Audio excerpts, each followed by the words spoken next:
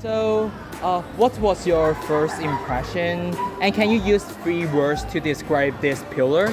綠色環保融埋一齊。綠色、生機和活力。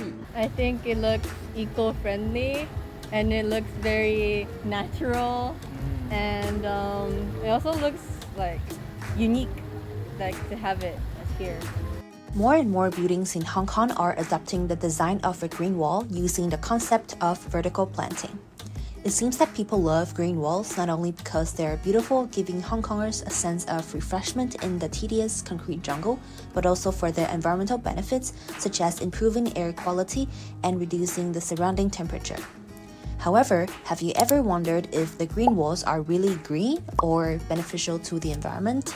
The answer is not always. There are numerous hidden environmental costs associated with green walls. First, heavy maintenance and refurbishments are required to sustain the growth of the plants. In most cases, older plants are frequently replaced by new ones to maintain the aesthetic view of green walls.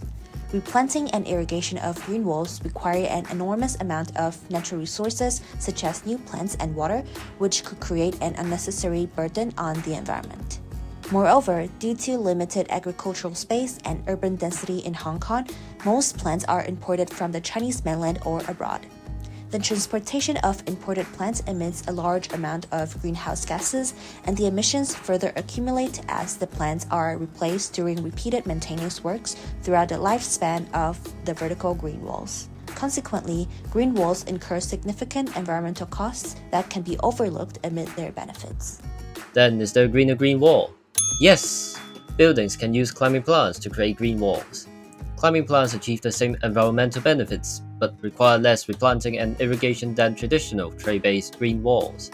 In Hong Kong, several buildings such as K11 Museum, Noah's Building, Hui Chao Science Building, and the old wing of the main library in the University of Hong Kong have adopted climbing plants for the green walls.